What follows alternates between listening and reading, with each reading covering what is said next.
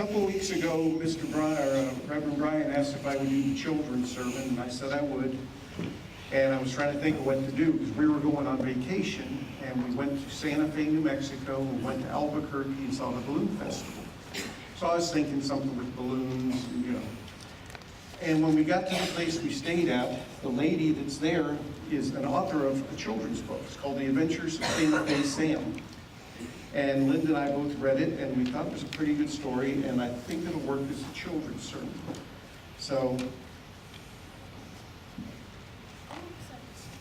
he looks kind of like a squirrel, but he's a prairie dog. Santa Fe Sam is a prairie dog who lives in Santa Fe, New Mexico. Let's see, here's Santa Fe, New Mexico. Here's Texas. So it's pretty close.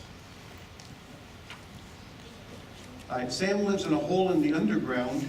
His home has a kitchen, a bedroom, a bathroom, and a living room, and often burrowing owls share their homes. See? They're kind of like a rabbit, see? You see? Okay.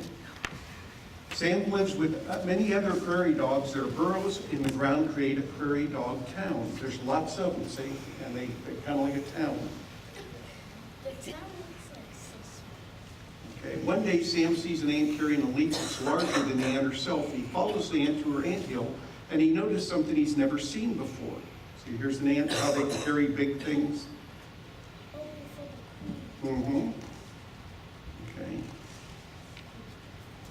On the anthill, there's a pretty painting on a piece of clay. What is this, he wonders? See, there's a piece of clay there. You know, he's found this piece of clay, and it's painted up. And it's got a design like that. They put it there because of the rain. He sees a tall jackrabbit under a yucca plant. He says, "Mr. Jackrabbit, can you tell me what this is?" And the jackrabbit looks at the piece of clay and says, "Many, many years ago, a group of ancient people lived here. At first they lived in caves, and in later years they built houses using mud bricks, and these houses were joined together like apartments. We call them pueblos today. Not only did they use mud to make the bricks, they also used to make clay pots for cooking and carrying water." You've probably seen pots like that before, where people use it for planters and different things now. What you found is called a pot shard. It's a broken piece of one of those pots. How did they make it look so pretty? They make such a pretty picture, Sam asked. To decorate the pots, they chewed on the leaves of the yucca plant to make paintbrushes, answered the jackrabbit, and they used colors from the earth to make the nature symbols. Your piece looks like a snake or a lightning bolt. See, it could be a snake or it could be a lightning bolt. What happened to the ancient people, asked Sam. No one knows for sure, Jackrabbit replies. Many Pueblo people living today trace their ancestry back to those ancient ones. In fact, this pottery piece may be an important link to the history of the Pueblo people. So please leave it where you found it. Thank you, chirps Sam, as he carefully places the pot shard on the anthill.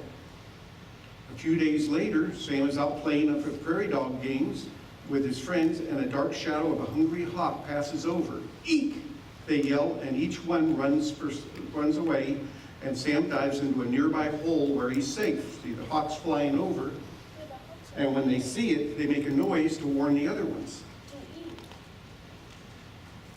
On the bottom of the hole, Sam finds the prettiest rock he's ever seen. It's not a rock color, it's bright blue.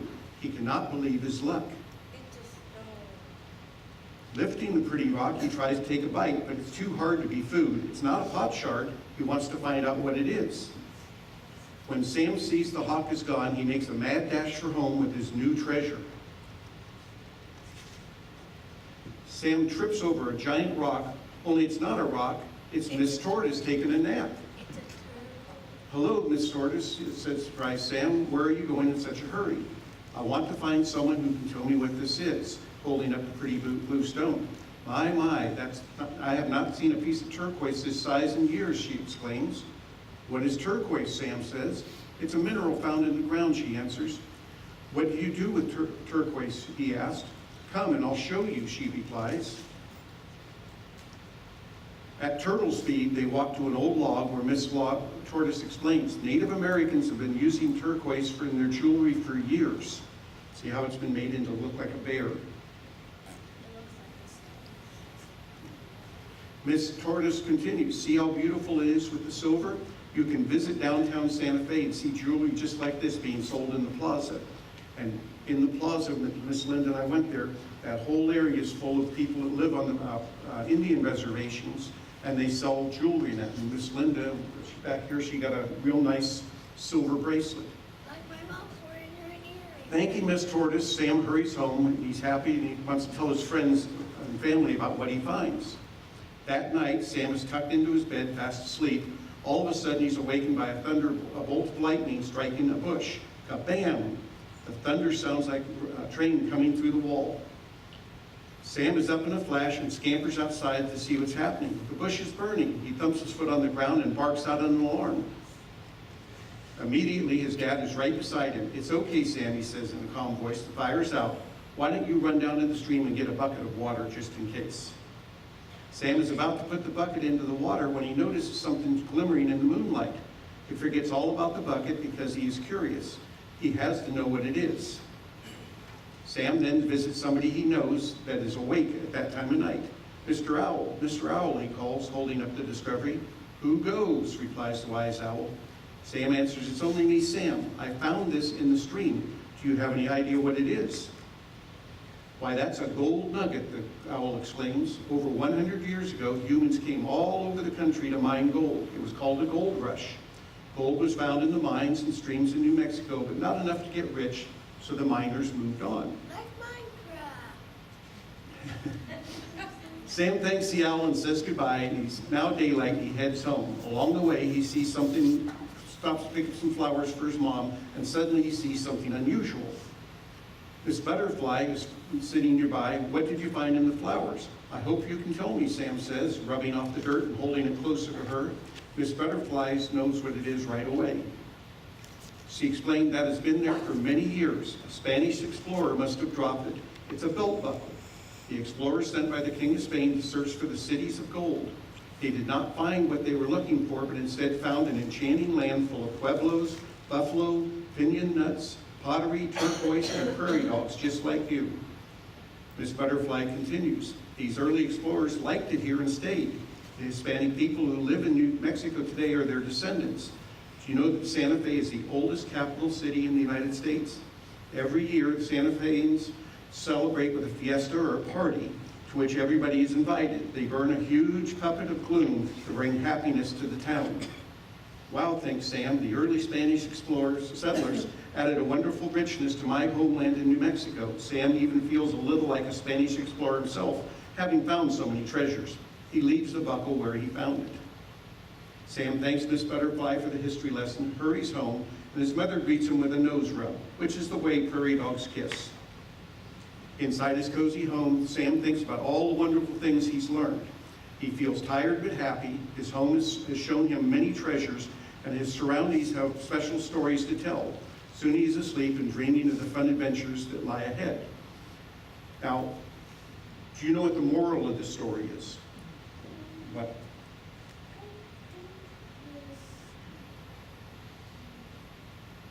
Because when the lady that wrote it asked me, I didn't know what the moral was. And then when she told me, it made sense.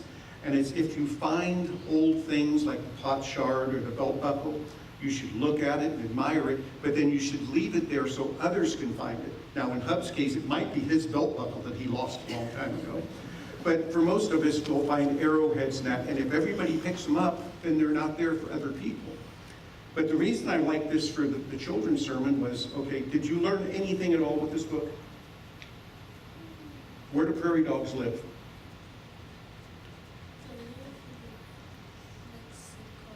Mm-hmm. Like a rabbit's hole. But in the story it said they had a living room and a bathroom and a kitchen. No, that's true.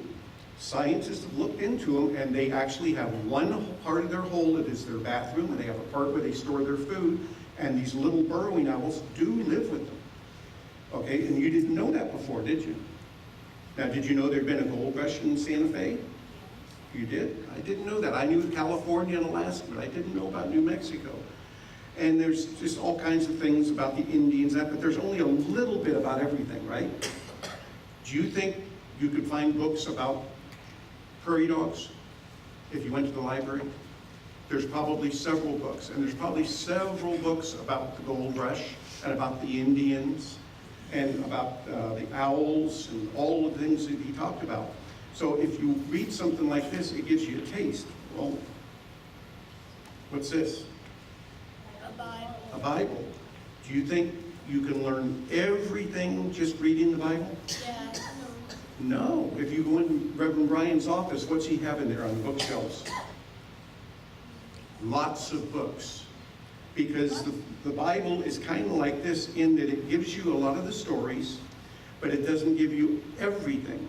And the wonderful thing about it is, though, and this is what I'm going to say the prayer about, is this lady found out those things, and she wrote them down, and you've never met her, and you can learn from things that she learned because she wrote them down. And it's the same with the Bible. If people had not wrote this down 2,000 years ago or more for the Old Testament, we wouldn't know those stories. So I want to say a quick prayer right now, and I want to thank God. I'll let you do a prayer too, okay? But what I want to do is I want to thank God for all the wonderful things he gives us, but especially today, I want to thank him for the gift he gave us to be able to read and write and communicate, because it means that people in the past have written things and we get to know, and we can write things down for people into the future. You want to do a quick prayer? Okay, go for it. No. God, I want to thank you for the people who are surviving to get new houses.